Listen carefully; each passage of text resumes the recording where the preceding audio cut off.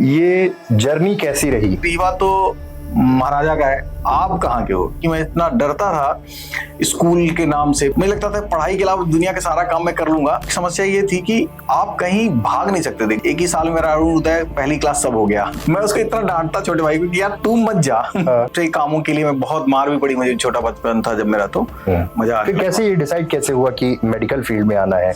और बचपन में आपका किताबों से कोई लेना देना ही नहीं था। दुनिया का ऐसा कोई एग्जाम नहीं होगा जिसे मैं क्रैक नहीं करूं। उसमें वो 1 रुपए वाला फोन चलता था जिसको डाल करके आप बात करते थे, फिर कट जाता था वो। 2 ड्रॉप में हमारा सिलेक्शन हो, दोनों ही लगभग 1-1.5% से चूक गए। 20,000 रुपए खर्च करके सिर्फ ये 2 बच्चों की फ्यूचर चेंज हो गई पूरी तरह से। रीवा में मतलब कहते हैं कि रीवा के ऊपर एक बहुत बड़ा एक धब्बा था, एक समय था कि मेडिकल हब नागपुर रहा, जबलपुर भी बना, सब बाहर के शहर बन गए थे। रीवा में लोग विश्वास नहीं कर पा रहे थे। हमने पूरी ऑनेस्टी के साथ उनके साथ काम किया। किसी गाड़ी थोड़ा छू गई दूसरी गाड़ी में तो लोग मतलब बिल्कुल कट्टा तालने मुद्रा में आ जाते हैं। पारा चढ़ा रहता है रीवा में। एजुकेशन का पहुंचना जरूरी है, उसके बाद धीरे धीरे करके इन चीजों में सुधार आ जाएगा। बिल्कुल।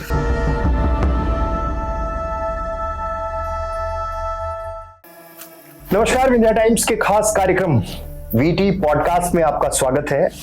जैसा कि मैंने हमारे दर्शकों से ये वादा किया था कि हम समय समय पर ऐसे लोगों से आपको रूबरू कराते रहेंगे जो हमारे बीच हैं, समाज में उनका बड़ा कंट्रीब्यूशन है, जो अलग अलग प्रोफेशन से जुड़े हुए हैं।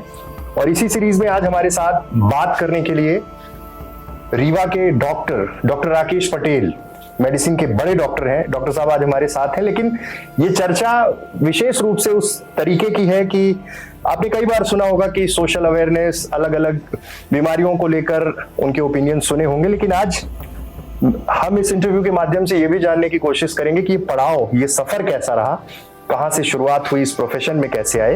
डॉक्टर साहब पहले तो बहुत बहुत स्वागत है आपका। बहुत बहुत धन्यवाद तमित, बहुत बहुत शुक्रिया आपको यहाँ बुलाने के लिए मुझे यहाँ पे। Thank you so much. Sir, ये जर्नी कैसी रही, बचपन कैसा बीता और किन रास्तों से गुजरते हुए आप यहाँ तक पहुंचे? मुझे लगता है कि रीवा में जैसे मैं समझता हूँ कि एक प्रोफेसर साहब थे रीवा के, बड़े फेमस प्रोफेसर सर हैं। तो जब वो किसी से पूछते तुम्हारा घर कहाँ है, तो लोग जब रीवा बताते हैं तो बोले रीवा तो महाराजा का है, आप कहाँ के हो? तो बेसिकली यहाँ के मैक्सिमम लोग गाँव से बिलोंग करते हैं। तो वैसे ही मैं भी, मेरा रायपुर करचुलियान के पास एक गाँव था, तो बुढ़वा बरेही का गाँव, मैं वहाँ पैदा हुआ मतलब। और मेरा जो इनिशियल बचपन, जिसको शुरू के 4-5 साल की का बचपना कहते हैं, वो वहीं बीता मेरा। और शुरुआत में मैं, आपको यकीन नहीं होगा कि मुझे किताबों से और स्कूल से इतना ज़्यादा मतलब मेरा उनसे विपरीतीकरण था। ऐसा समझिए कि मैं इतना डरता था स्कूल के नाम से। मैं जब बहुत छोटा था, स्कूल में जब पहले उस समय की बात है जब स्कूल जाने के लिए अपना बैग बोरी लेना होता था, और एक स्लेट या पिढ़ाई, और उसके साथ में आपको अपना मतलब अपना खुद का वो जो मिट्टी रहती थी उसकी छुही वो लेकर के अपनी जानी होती है। वो उस टाइम की बात है, मतलब 1987 के आसपास की बात है ये। तो मैं स्कूल से इतना डरता था, स्कूल के नाम से। और वहाँ पंडित जी थे एक हमारे यहाँ पढ़ाने आते, 2 पंडित जी थे, 5वीं तक क्लास थी वो, मेरा गाँव का स्कूल जो 5वीं तक था। तो उसमें एक पंडित जी थे, वो बहुत ही फेमस है। मार बहुत पड़ती थी, और मैं बिना मार पड़े ही इतना डरता था कि मतलब मैं स्कूल जाने से बहुत बचता था। मुझे लगता था पढ़ाई के अलावा दुनिया के सारा काम मैं कर लूंगा इतने छोटे में ही, लेकिन मैं स्कूल ना जाऊं। तो निश्चित तौर पे बहुत, जब मैं छोटा था तो मैंने ये देखा कि मैं किस उसमें रहा। फिर उसके बाद मैं जब यहाँ, मेरे घर वालों ने देखा हुआ कि मेरे पापा उसमें सिंगरौली में सर्विस करते थे, तो पीएचई डिपार्टमेंट टेक्नीशियन थे उस समय। तो उनने जब देखा कि मेरी हालत बहुत ही खराब है, मतलब यहाँ पे, मतलब इतनी खराब थी कि मैं इस काका भी ठीक से समझता नहीं था। तो वो मेरे को फिर बैडन ले गए। पापा जहाँ सर्विस करते थे, मेरे बड़े भाई और मेरा छोटा भाई वहीं रहते थे। वो लोग पहले, मेरे से पहले वो वहाँ गए। छोटा भाई तब LKG या नर्सिंग शायद था, और बड़ा भैया मेरा दूसरी क्लास में पढ़ता था वहाँ पे। तो मैं जब वहां पहली बार पहुंचा, तो अब वहां पे एक समस्या ये थी कि आप कहीं भाग नहीं सकते थे। गांव में इतनी व्यवस्था थी कि आप कहीं खेत घुस जाओ। मैं खेत में घुस जाता था, अरहर के खेत में घुस जाता था, लोग ढूंढ ना पाए।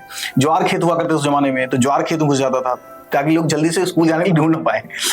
तो ऐसा मैं करता था। और यहाँ पे कोई ऑप्शन नहीं था, मतलब घर था या फिर अब घर के मोहल्ले में ज्यादा लोग इधर उधर जा नहीं सकते थे, आप ज्यादा लोग परिचित नहीं थे, तो स्कूल जाना पड़ता। अब स्कूल जब जाना पड़ा तो मुझे मतलब इतना जरूर मैंने देखा कि मैंने जब पढ़ना शुरू किया तो स्कूल में फटाफट बहुत जल्दी सीखा चीजें, मतलब जैसे काका बहुत फास्ट सीख गया मैं। तो मेरा अरुण उदय वहाँ होता था LKG से सरस्वती मंदिर, अरुण उदय होता था, तो वो मैं सब एक ही साल में मेरा अरुण उदय पहली क्लास सब हो गया। मतलब एक साल में ही मैं तीनों क्लास पास करके सीधे एक साल के बाद दूसरी क्लास में आ गया। तो मतलब ये था कि मैं वहां मैंने देखा कि बहुत जल्दी गेन किया मैंने चीजों को। और मेरे अंदर एक ये थी, खेलने का इतना ज्यादा जुनून रहता था कि जो भी मुझे होमवर्क मिलता था उसको मैं स्कूल टाइम में ही निपटा देता था। मतलब मैं चाहता नहीं था कि घर में मुझे गलती से भी लिखने पढ़ने की जरूरत पड़े। मैं वहीं के वहीं सब लिख पढ़ के अपना घर आ जाता था। जो वहां पे एक आधे घंटे का लंच होता था, लंच पीरियड, उसी में मैं सब लिख डालता था। और शाम को एक स्पोर्ट्स पीरियड जो होता था, खेलने का जो टाइम रहता था, उसमें मैं बाकी का जो बचा रहता वो लिख देता था। घर से मतलब फ्री, घर मतलब मैं पहुंचता तो मैं चाहता कि मुझे अब पढ़ने को कोई ना कहे, और मैं अपना सब तुरंत ही वो बंद करके। और उसमें दिक्कत ये होती थी, जैसे मेरा छोटा भाई कॉन्वेंट स्कूल में पढ़ता था, तो उसके पास बहुत होमवर्क रहता था, तो वो घर में आके होमवर्क करता, और जैसे मैं खेलने भग जाता तो वो भी मेरे पीछे भग जाता, उसका होमवर्क रह जाता। तो घर वाले मुझे इस बात पे मारते कि तुम्हारी वजह से ये भी चला जाता है। और मैं उसको इतना डांटता छोटे भाई को कि यार तू मत जा, मुझे खेलने दे भाई, तू अपना होमवर्क कर ले पहले। उसका होमवर्क बहुत रहता था, कॉन्वेंट स्कूल इतना होमवर्क लगता था, पता नहीं क्या क्या लिखाते पढ़ाते थे वहाँ, इंग्लिश मीडियम स्कूल थी वो। तो उस तरह से मतलब मेरा बचपना ऐसा रहा कि मुझे स्कूल में मतलब मैंने लर्निंग जल्दी की। और मुझे बचपन में इन सब मतलब मैं पढ़ाई के लिए तो कभी मार नहीं खाया, लेकिन हाँ मैंने शायद मतलब कामों के लिए मैं बहुत मार भी पड़ी, मुझे छोटा बचपन था जब मेरा। तो पर स्कूलिंग मुझे बहुत वो फिर धीरे धीरे मुझे स्कूल अट्रैक्ट करने लगा मेरा। मतलब मुझे मजा आया। फिर कैसे ये डिसाइड कैसे हुआ कि मेडिकल फील्ड में आना है?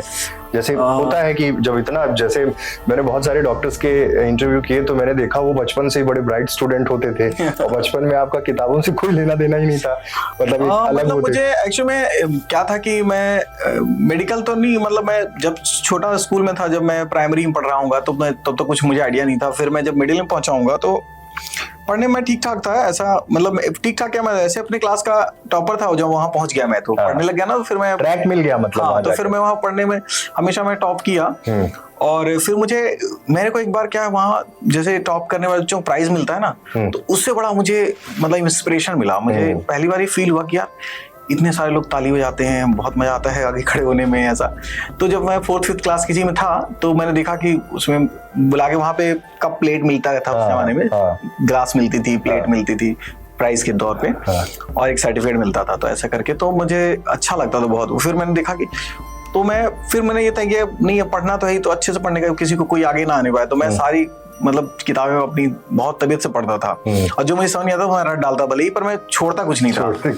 मतलब मैथ में इवन 100 मार्क्स लगभग मैं कोशिश करता मेरे आए, और बाकी चीजें मैं रट डालता था।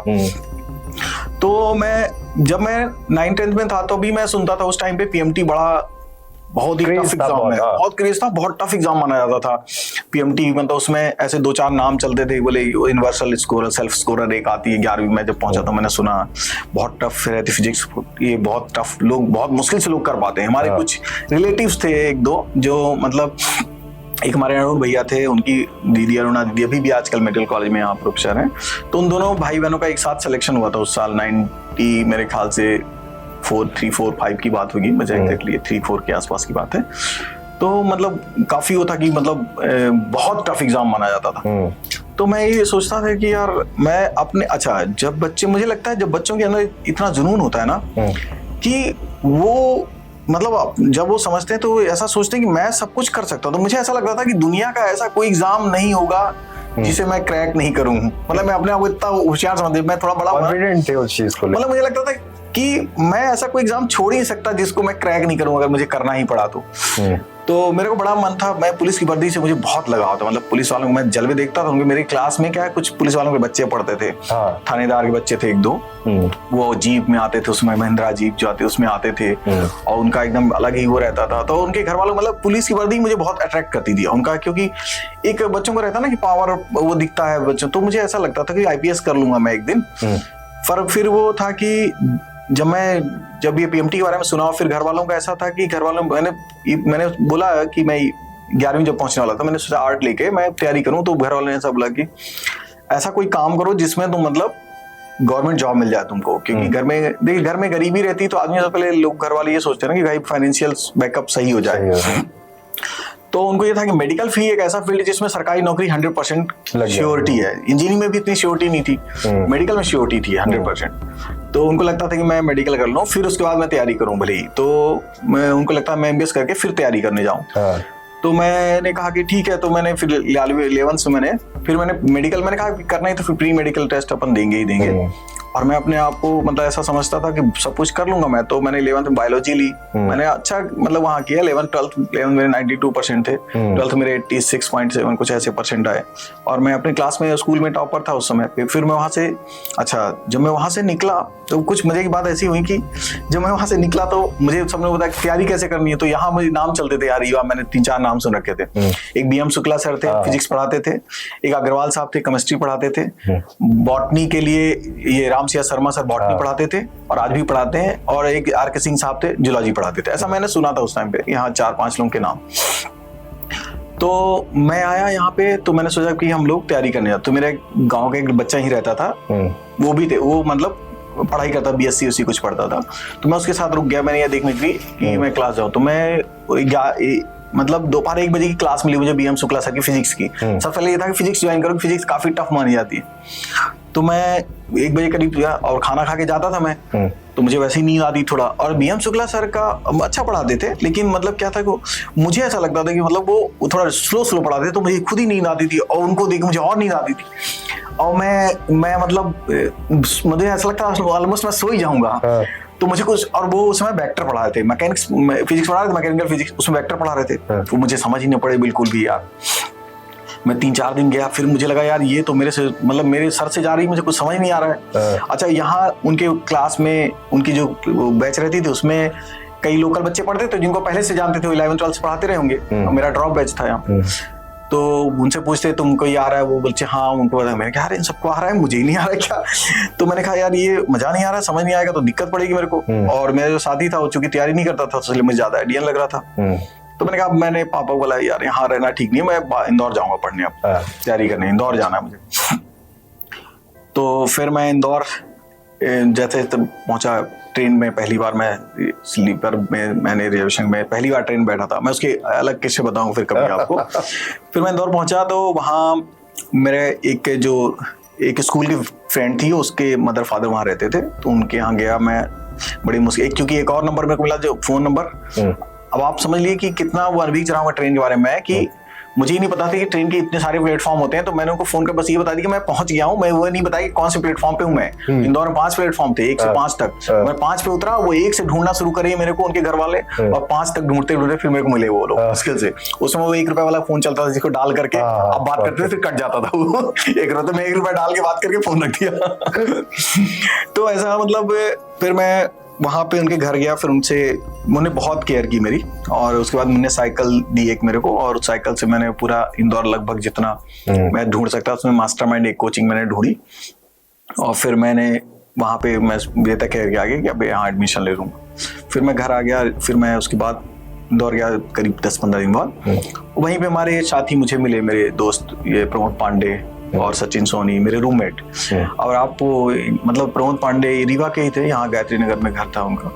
और वो मतलब बहुत अच्छा स्कॉलर, मतलब हमारा रूममेट तो था ही, मतलब बहुत मेहनती और बहुत मतलब प्रिपरेशन और MBBS क्रैक सब कुछ मतलब वो कंप्लीट वही इंदौर से हुआ? फिर सब कुछ मैंने वहीं किया। PMT की तैयारी हमने साथ में की, MBBS में सिलेक्शन हमारा साथ में हुआ। MD में फिर उसने क्या कि आर्मी ज्वाइन कर ली MBBS के बाद। अच्छा। मैंने तो आर्मी ज्वाइन नहीं की, तो फिर मैंने PG की। मैंने MD भी वहीं से की, MGM मेडिकल कॉलेज से, MY हॉस्पिटल से की।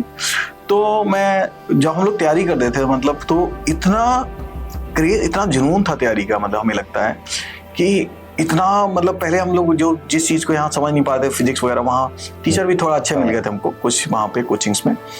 तो मैं और प्रमोद हमने बहुत मेहनत की, मतलब 15-15 घंटे मतलब पढ़ते थे हम लोग।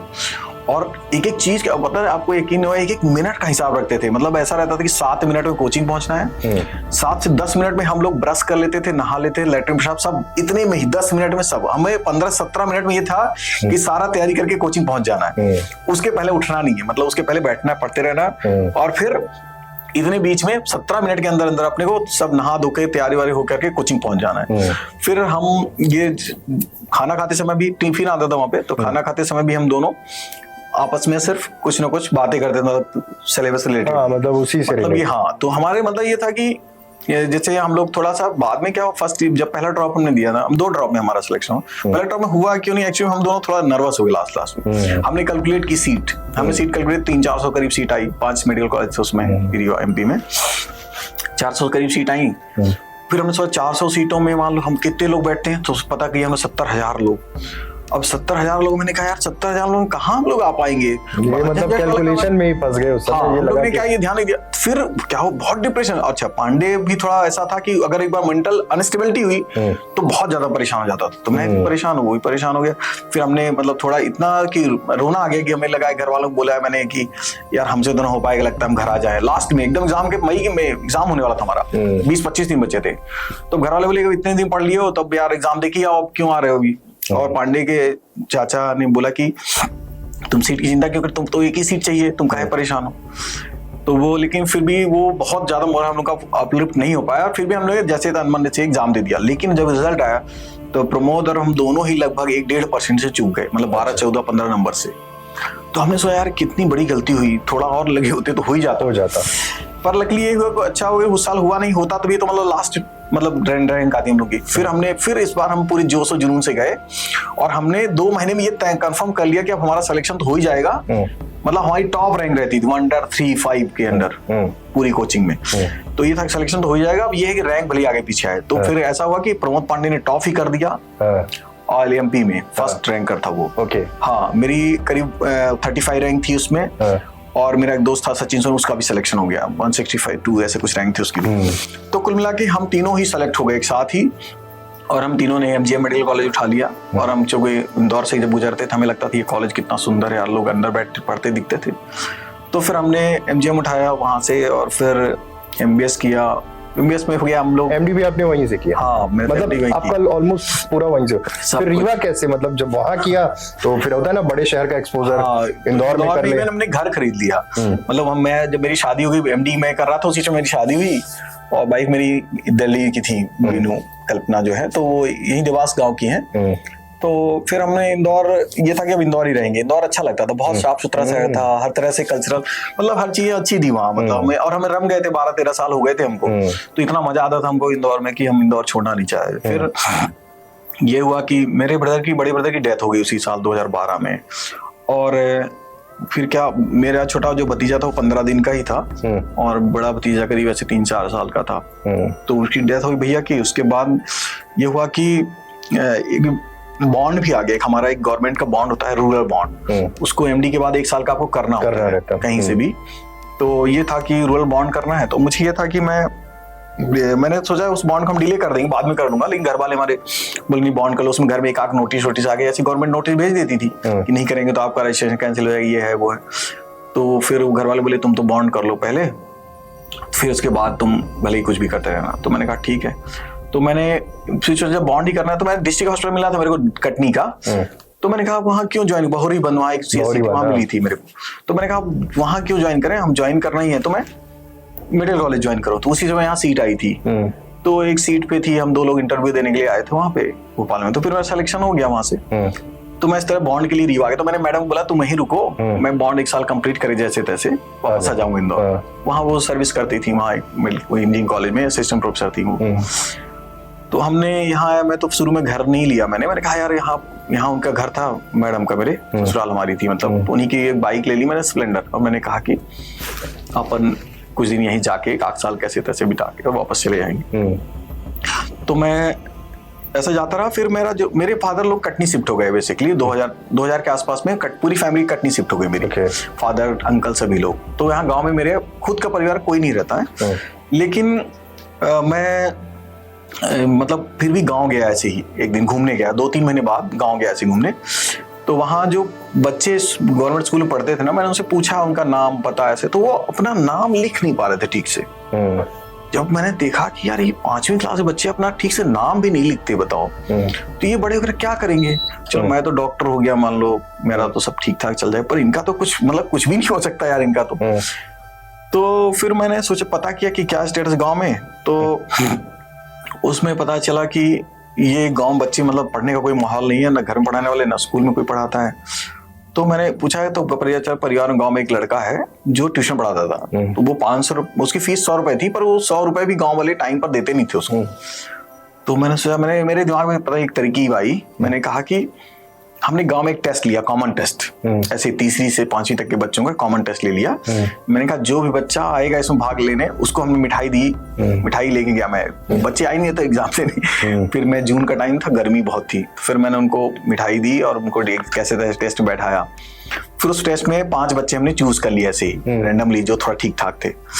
और मैंने उस लड़के से कहा कि तुमको मैं एक बच्चे का 500 रुपए दूंगा, तुम बस मेरी तरफ से 5 बच्चे पढ़ाओ। अच्छा।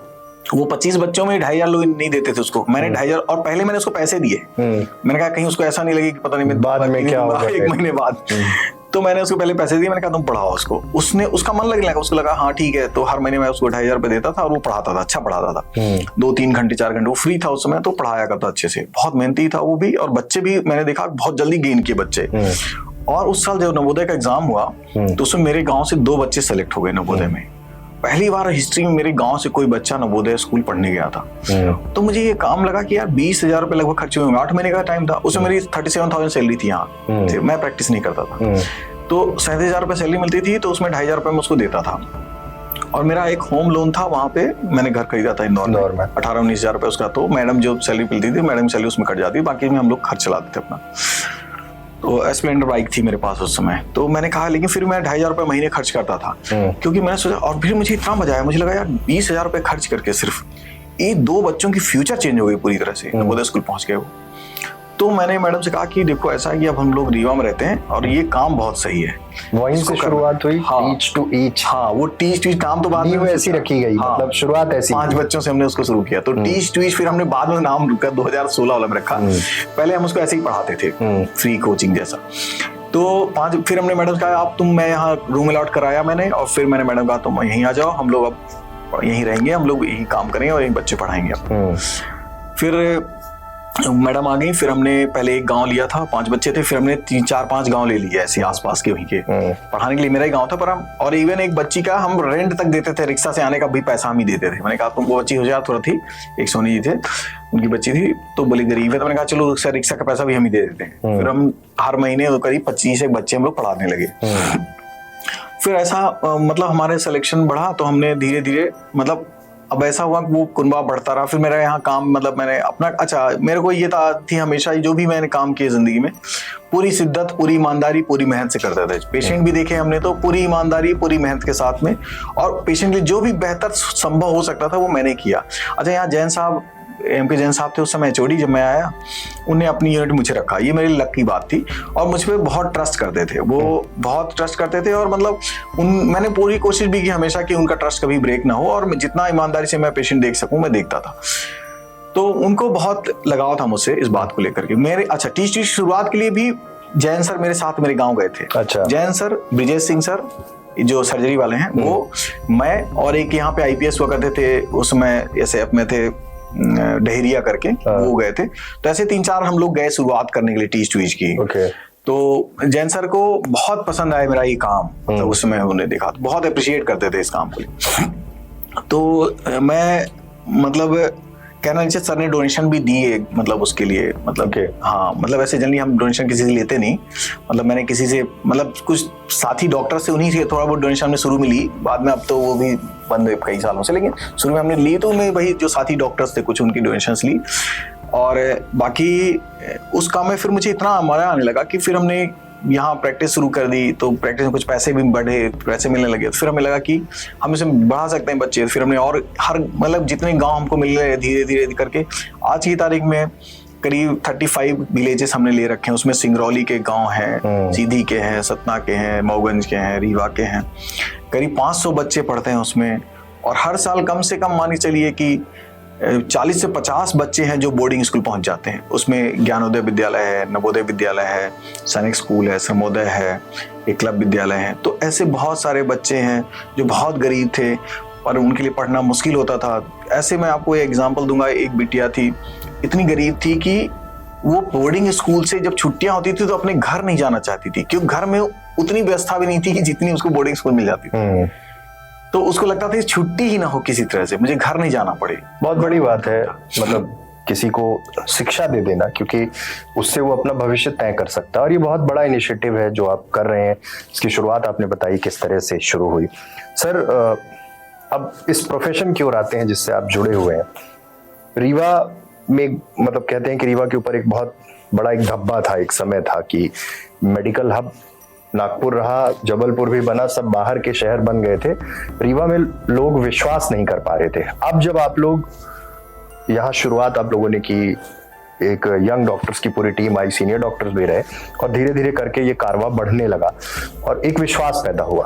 आपके पास भी बहुत सारे पेशेंट हैं, गांव से आते हैं, बहुत दूर से आते हैं, आप उनसे कनेक्ट हैं। तो ये विश्वास पैदा करना चैलेंजिंग नहीं था, क्योंकि लोग कहीं ना कहीं वो विश्वास तो बाहर था। बिल्कुल बिल्कुल। शुरू जब मैं कह रहा हूँ कि जब मैं शुरू में आया ना, तो मैंने देखा यहाँ की मतलब बहुत छोटी छोटी बीमारी से लोग बहुत परेशान था। मतलब मुझे आश्चर्य होता है, जैसे मलेरिया जैसी चीजों के लिए लोग परेशान हो जा रहा था, कॉम्प्लिकेटेड मलेरिया हो गया, तो मतलब उससे के लिए उनको समझ नहीं आता कि हम क्या करें। तो मतलब जब मैं सर को ज्वाइन किया, अब चूंकि उस समय यहाँ कम लोग थे जब मैंने ज्वाइन किया, तो मैंने देखा, तो हम लोग जब राउंड पे रहते, सर हमें पढ़ाते भी थे, तो हम ये समझते थे कि हमें मैक्सिमम ये कोशिश कर रही है कि लोगों को कम से कम बाहर जाना पड़े, ताकि वो लोग ये समझ सकें कि हम यहाँ पे भी ट्रीटमेंट हो जाएगा। तो हमने शुरू किया कि किसी भी पेशेंट को, खास करके इनिशियल फेज में, हम उन्हें गेन कर लें, रिसीव कर लें, और उसके बाद उनको कॉम्प्लिकेशन होने से बचा लेंगे। तो ऐसा धीरे धीरे करते करते मतलब हमने पूरी ऑनेस्टी के साथ उनके साथ काम किया। और मतलब ट्रस्ट की बात जो आप कर रहे हैं अमित, डॉक्टर की जिंदगी मुझे लगता है सबसे ज्यादा जो जरूरी और सबसे ज्यादा इंपॉर्टेंट चीज होती है ना, वो पेशेंट का ट्रस्ट होता है। बाकी जैन साहब, जब मैं नया आया था, तो जैन साहब मेरे को पहले दिन ही बोले थे कि देखो राकेश, तुमसे अपना काम मेहनत और ईमानदारी से करना, बाकी तुम किसी चीज की चिंता मत करना। जिस फील्ड में तुम हो ना, वहाँ किसी चीज की कमी नहीं होगी तुमको कभी भी। और ये बात सच थी बिल्कुल। मतलब मैं अपना काम पूरे मेहनत ईमानदारी से कर, भले मेरे पास जब मैं नया था 2 पेशेंट थे, 1 पेशेंट था, कोई मतलब प्राइवेट में कोई पेशेंट नहीं भी रहते तो भी मतलब उसमें पढ़ता था। लेकिन जो भी काम मैं गवर्नमेंट में भी करता था, तो गवर्नमेंट में भी आज जो भी मैं काम करता हूँ, तो मेरे अंदर जो भी पेशेंट रहते हैं, मेरी पूरी कोशिश रहती है कि उन्हें कभी ये फील ना होने पाए कि मतलब उन पेशेंट्स को हमने मतलब वो सुविधा नहीं जो मतलब हम अपनी एज ए डॉक्टर मैं कर सकता था, वो मैंने नहीं किया। तो ये ट्रस्ट आज देखिए संजय गांधी, मैं समझता हूँ कि हर साल 20,000 करीब एडमिशन होते हैं मेडिसिन डिपार्टमेंट में, और 20,000 में से कम नहीं तो अगर आप 5-7% की बात छोड़ दे तो 19,900 करीब, मतलब 19,500 ज्यादा लोग डिस्चार्ज होते हैं।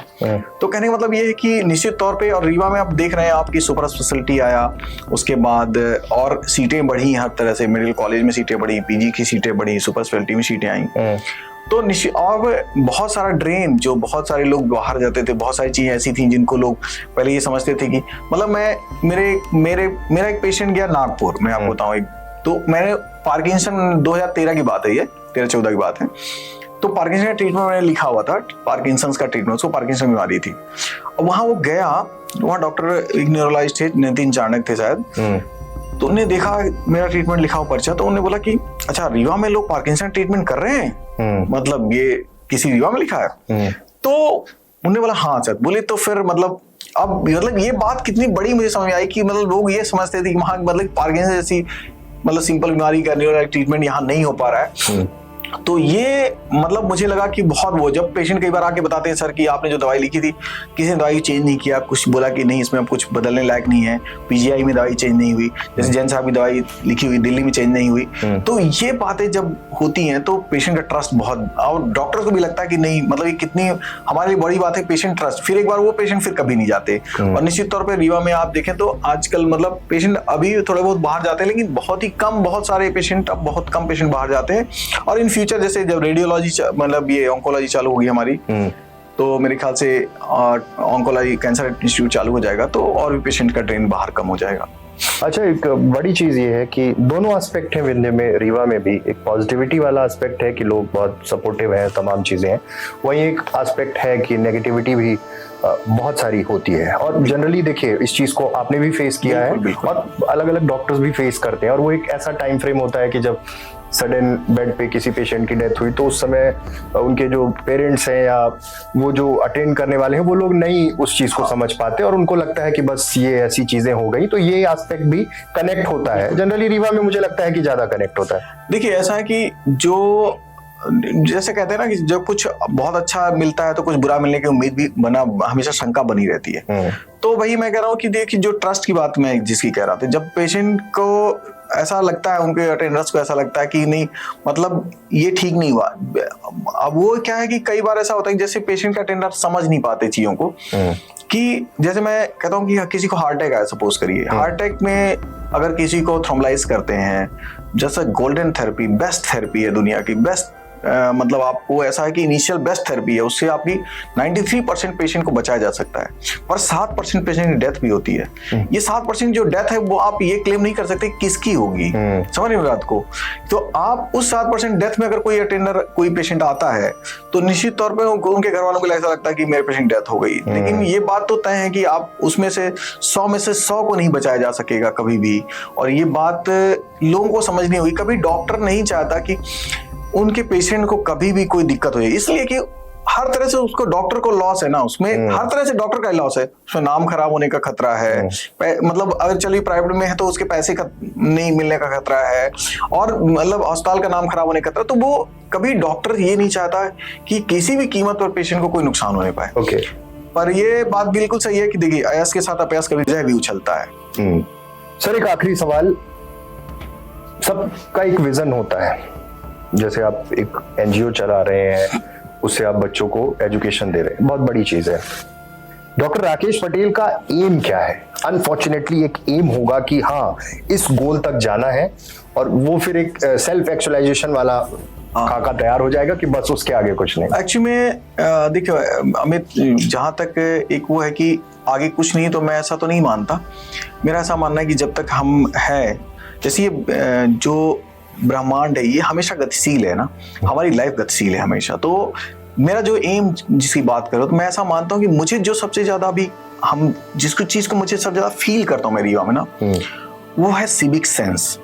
मतलब civic sense in the sense, मैं चाहता हूँ रीवा में लोग इतने पोलाइट रहे ना, इतने विनम्र हो, इतनी जगह उनके दिलों में हो दूसरों के लिए, कि जब कोई यहाँ से गुजरे ना तो उसको लगे कि यार कितना शानदार शहर था यार, कितने शानदार लोग थे यार, कितने अच्छे लोग हैं वो, जिनसे मैं मतलब कभी कोई छूट जाए ना, जैसे मैं इंदौर को मिस करता हूँ यार, मैं मिस करता हूँ कि वहां मतलब मैं कभी मुझे नहीं लगा कि हमारा कोई भी किसी का विवाद हुआ किसी से, या मैंने इंदौर को में वहां किसी चीज को ऐसी छोटी मोटी चीजों के लिए लोगों को, मतलब यहाँ मैंने देखा है कि किसी गाड़ी थोड़ा छू गई दूसरी गाड़ी में तो लोग मतलब बिल्कुल कट्टा तानने की मुद्रा में आ जाते हैं, पारा चढ़ा रहता है रीवा में। मुझे ये बड़ा वो है कि इसे लोग टशन समझते हैं, मैं समझता हूँ ये हमारे लिए बुरा है, नेगेटिविटी है एक तरह से सीधे। अगर हम इसको कम, मैंने रीवा में बहुत अच्छे लोग हैं यार, मतलब मैं रीवा में बहुत अच्छे लोग हैं, मैं मतलब जितने लोगों को जानता हूँ इसमें, मतलब हमें इतना अच्छा लगता है, कई बार लोगों से मिलता हूँ मैं, लेकिन कुछ लोगों को ऐसा लगता है कि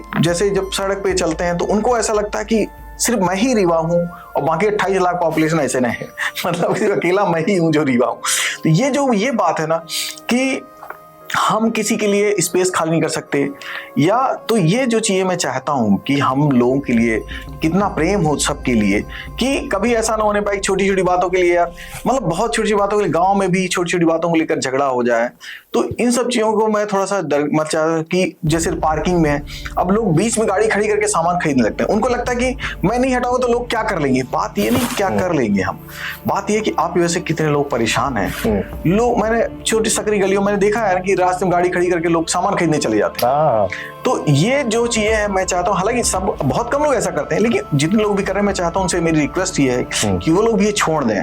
और जो जैसे गंदगी करने थूकने का ट्रेंड है हमारा, हम कहीं भी थूक देते हैं, मतलब लिफ्ट में थूक देते हैं। लिफ्ट कितनी देर चलती है यार, 1 मिनट, मुश्किल से 1 मिनट लिफ्ट चलेगी ऊपर से नीचे तक, उस 1 मिनट के अंदर आप अपना थूक नहीं रोक पा रहे हैं, उस 1 मिनट में आप थूक देते हैं। उनको आप इस टसन में थूक देते हैं कि कोई क्या करेगा मेरा, लेकिन आप ये नहीं समझते इससे क्या मैसेज जाता है। जो बाहर का आदमी है ना, वो कभी रीवा में इसलिए नहीं रुकना चाहता ना, वो देखता है कि यार लोग इतनी परवाह नहीं करते, और कोई थूक दिया तो बोले, मतलब उसके बाद वो उसको अप्लाइज भी नहीं करते। चलो किसी के आसपास आपने थूक दिया, उसको बुरा लगा, तो आप कभी सड़कों पर थूक देते हैं, बिल्डिंग्स के कोने पर थूक देते हैं। तो ये जो चीजें हमारे अंदर हैं, हमें मतलब जो चीजें मैं सुधारने में हूँ, एक तो ये, और दूसरा जो है कि जो मतलब मेडिकल फील्ड से कहूँ तो जैसे बुखार का ट्रेंड जो हमारे यहाँ रीवा में आता है, ये जुलाई से सितंबर अक्टूबर तक का, ये मुझे हमेशा बहुत तकलीफ देता है कि हर साल ही हम लोग बहुत बीमार होते हैं बुखार से लेकर, और हमारे में कोई बदलाव नहीं आया। पिछले 10 सालों में मैंने देखा कि ये फीवर वेव जो आती ना, हमेशा आई है। हमने कोई सैनिटाइजेशन पर काम नहीं किया, हमने कोई प्रिवेंशन पर काम नहीं किया। मेडिकल फील्ड में हम हमेशा क्योर पर काम करते रहे और हम प्रिवेंशन पर काम नहीं, हम मलेरिया की दवाई बेचते रहे हमेशा, मच्छर मारने पर हमने कोई काम नहीं किया। और जबकि मच्छर मारना ज्यादा सस्ता था दवाई बजाय कि मलेरिया की दवाई के इलाज से, उसमें मरीज का टाइम भी बचता, देश का जो 10 दिन 5 दिन जो काम नहीं करता है वो जीडीपी भी बचती, वो उस दिन काम पे जाता, और हम उससे कम खर्च में ज्यादा स्वस्थ भारत बनाते। तो ये जो मुझे लगता है कि प्रिवेंशन हम पे काम नहीं कर रहे हैं, जो हम क्योर करने पे काम कर रहे हैं, वो मुझे थोड़ा तकलीफ दे होता है। तो ये मैं मैसेज हमेशा जब भी मीटिंग्स में कहीं मिला हूं, मैं हमेशा मैंने कोशिश की है कि हम प्रिवेंशन पर ज्यादा काम करें मेडिकल फील्ड में, और बजाय कि हम सिर्फ डिसीज क्योर करने के। ठीक है सर, कुछ सोशल मीडिया में कुछ लोगों से मैंने पूछा था कि अगर डॉक्टर राकेश पटेल हमारे बीच होते हैं तो आपके कुछ क्वेश्चंस हो। कुछ लोगों ने मुझे मैसेज किया था, मैंने उसको नोट डाउन भी किया था। एक यूजर ने मैसेज किया था, उमेश करके हैं, सीधी के हैं, उन्होंने मैसेज किया था मुझे कि डॉक्टर राकेश पटेल से पूछिएगा क्या वो भविष्य में चुनाव लड़ेंगे। मेरा ऐसा कोई इरादा नहीं चुनाव लड़ने का। मैं जो चाहता हूं, मैं बेकली बताऊं कि मैं चाहता हूं राजनीति में मतलब लोग आए, अच्छे लोग आए राजनीति में, वो लोग आए जो मतलब जो गलत मतलब जो चीज हम ठीक कर सकते हैं तो उसे हम टाल कर नहीं रख पाए, उसे हम वहीं के वहीं ठीक कर सकें। हमारे ऐसे लोगों जो मतलब जैसे हम मतलब एक तरह से ऐसी बातें करें कि जैसे मेरे गांव मान ली पानी की प्रॉब्लम है, मेरे गांव में एक्चुअल पानी की प्रॉब्लम है, हम उसके लिए हमने बहुत मतलब लोगों से फोन किया जो पॉलिटिशियंस हैं, या पर उनका वही है रवैया कि हाँ बजट आएगा तो हम आपको वही टैंकर दे देंगे या पानी व्यवस्था होगी टाइम पे। लेकिन मैं मानता हूँ कि पानी जैसी बेसिक नीड्स के लिए मतलब समय नहीं करना, मतलब समय नहीं गंवाना चाहिए। मैं समझता हूँ कि जो ऐसी चीजें हैं यार मतलब जो बहुत ही बेसिक नीड है, खाना और पानी, तो वो तुरंत अवेलेबल होना चाहिए। लोग परेशान हैं गांव में, तो निश्चित तौर पे वो तकलीफ देह बात है हमारे लिए। तो मेरा ये मानना है कि हम कम से कम ऐसी चीजें लाएं कि हम उन चीजों पर सुदृढ़ता से काम करें जिससे हमारा भारत वाकई में, देखिए हमारे साथ जो देश आजाद हुए ना, हमारे बाद आजाद हुए, तो वो देश हमसे बहुत आगे निकल गए ना। हमारे उसमें बहुत सारी चीजें बहुत फैक्टर मायने रखते हैं। मैं ये नहीं कहता कि हम सिर्फ पिछले चीजों को ही, अगर हम सिर्फ उस बात को पिछला ही रिकॉर्ड याद करके, पिछली चीजें याद करके ही हम यही कहते रहेंगे नहीं उस समय ऐसा नहीं होता, हम ऐसा नहीं करेंगे, तो कोई बात नहीं। हम उस समय नहीं हुआ तो हम अब करेंगे ना, हम अब बेहतर करेंगे उस देश को, उस चीज को हम बेहतर करेंगे। अब हम इस पर विश्वास करते हैं। मैं जैसे मानता हूँ अमित कि मैं हमेशा लोगों से कहता हूँ, आप दूसरों को गाली देने पर भरोसा मत करते रात दिन, तुम अपने में सुधार करने की कोशिश करो बस। कई बार ऐसे मैं ऐसी सभाओं बुला लेते हैं लोग मुझे, तो मतलब वो मुझसे चाहते हैं कि मतलब मैं ऐसा मतलब क्या कहूँ, मतलब मैं बहुत ओजस्वी बातें बताऊं उनको। तो मैं उनको सबसे पहले यही बात बताता हूँ कि दूसरों को गाली देने की कोशिश मत करो, दूसरों की आलोचना में रात दिन मत डूबे रहो कि उसने तुम्हारा लूटा है, छीना है, ये ऐसा किया वैसा किया। तुम सिर्फ अपने में सुधार की कोशिश करो, और जिस दिन तुम ये समझ जाओगे अपने में सुधार करने की कोशिश में ही सब बेहतर हो जाएगा, तो निश्चित तौर पर सब चीजें अपने आप बेहतर हो जाएंगी।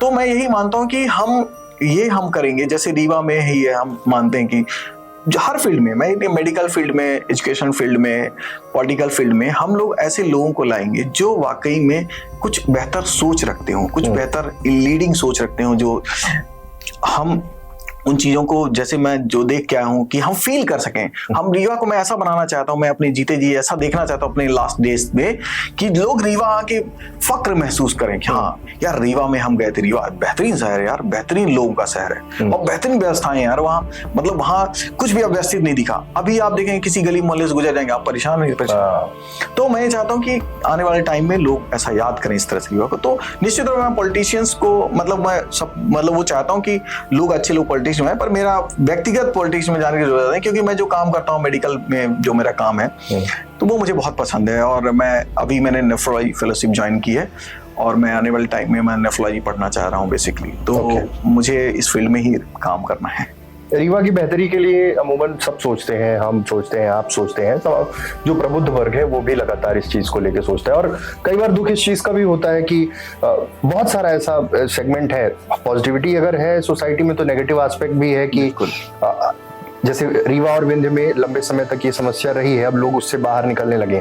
कास्टिज्म का एक अलग ही खाका तैयार कर दिया गया, बिल्कुल। लोगों को डिवाइड करने का एक खाका तैयार किया गया। इसमें भी एक पॉलिटिकल बेनिफिट्स दिखते हैं शायद कि कुछ लोगों को, इसलिए ऐसा होता है। अब एक्चुअली मैं अमित तुमसे कह रहा था ना कि जैसे जो सभाओं की मैं बात कर रहा था, वही मैं कि किसी भी सभा में जाता हूँ तो मेरा पहला मोटो ये होता है। और जो देखो ये चीजें, इसके लिए मैंने सोचा, एक दिन मैं वही सोच रहा था अमित की, जैसे जब मैं इंदौर में रहता था, मैं, प्रमोद पांडे, सौरभ बरौसी, सचिन सोनी, हम 4 लोग रहते थे एक ही कमरे में। मतलब 2 ऐसे रूम थे, हम दोनों आसपास रहते, हम चारों एक साथ रहते थे। हम चारों एक ही टिफिन खाते थे। हमने नहीं सोचा कि मतलब ये बात हमारे जीवन में कभी, मतलब मेरे कॉलेज डेज तक आई नहीं, मैं इंदौर में था तो, कि मतलब हम 4 मतलब इतने, आज भी मैं और प्रमोद पांडे और सचिन सोनी हम इतने घनिष्ठ मित्र हैं कि घनिष्ठता की मैं बताऊं तो हम क्रिकेट खेलते समय एक बार बहुत ही भयानक झगड़ा हो गया।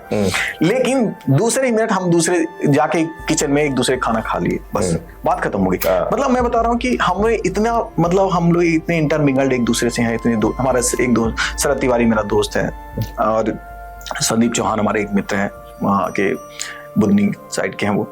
तो हम 5-6-7 लोगों का जो ग्रुप है, ओम प्रकाश खोरे एक हमारा है, तो मतलब जो 6-7 लोग हम लोग कॉलेज मतलब एक अलग से जैसा ग्रुप जैसा रहते थे, तो उनमें हमें कभी नहीं सोचा कि हमारा नाम क्या है या भला कौन है, कहाँ से है, क्या। तो हमने कभी ये बात मैं रीवा में देखना चाहता, मतलब जैसे बड़े शहर होते हैं, मुझे लगता है इंदौर मुंबई में भी ऐसा रहता है, वहां कोई ये नहीं पूछता कि आप क्या हैं, क्या नाम है, या उससे कुछ फर्क पड़ता है लोगों को ज्यादा। तो एक दिन ऐसा मैं देखना चाहता हूँ रीवा को कि निश्चित तौर पे पॉलिटिशियंस ऐसा होते हैं, थोड़ा उसको वो करते हैं कि भाई हम उसका फर्क पड़े लोगों पे। तो मैं चाहता हूँ कि भाई मैं कह रहा हूँ कि पॉलिटिशियन में कुछ ऐसे लोग हों जब धीरे धीरे की जो इस बात को थोड़ा दूर करें। मुझे इसलिए इंटरकास्ट शादियां बहुत अच्छी लगती हैं मुझे। मैं बहुत शाबाशी देता हूँ उनकी इस बात को, इस कदम को। जैसे मैं 1-2 शादियों में जैसे अटेंड किया, जो हमारे एक डॉक्टर्स फैमिली में तो काफी हो जाती हैं आजकल। मेरे, अब मैं उनसे परमिशन तो नहीं लिया, फिर भी क्षमा है हमारी जूनियर ही थी वो, क्षमा विश्वकर्मा और सौरभ की शादी हुई। एक शिवा अग्रवाल को पता होगा, उनकी शादी भी इंटरकास्ट हुई। तो मतलब मुझे बहुत अच्छा लगा। मुझे अच्छा इसलिए लगा कि 2 ऐसी फैमिलीज, अब जब 2 ऐसी फैमिलीज रहेंगी ना, तो एक दूसरे की बुराई नहीं कर सकते कभी। समझ, कम से कम इतना तो हो गया ना कि वो डिस्टेंस में अब वो चीजें नहीं आ सकती। तो अब ये डिस्टेंस धीरे धीरे कम होती है। तो इंटरकास्ट शादी मुझे लगता है एक अच्छा वो है, प्लेटफॉर्म है अमित, जिससे क्या होगी, लोगों के बीच की दूरियां कम हो जाएंगी। और मुझे लगता है एक दिन धीरे धीरे अगर ये चलन बढ़ा ना, तो ये बातें भी धीरे धीरे डल होती जाएंगी, धीरे धीरे मिस हो जाएंगी कि हाँ, एजुकेशन का पहुंचना जरूरी है। उसके बाद धीरे धीरे करके इन चीजों में सुधार आ जाएगा। बिल्कुल। तो ये थे डॉक्टर राकेश पटेल सर, जिन्होंने बड़ी बेबाकी से अपने एजुकेशन, मेडिकल फील्ड में आना, उसके बाद किस तरह से स्टेप बाय स्टेप आगे बढ़े, और एक बहुत अच्छा जो काम कर रहे हैं, बच्चों को शिक्षा देने का काम कर रहे हैं, जिससे उनकी नींव मजबूत हो और वो भविष्य में अपना भविष्य बेहतर कर सकें। सर बहुत बहुत धन्यवाद, आप इस सेशन में मेरे साथ जुड़े। Thank you sir, thank you Amit, thank you so much.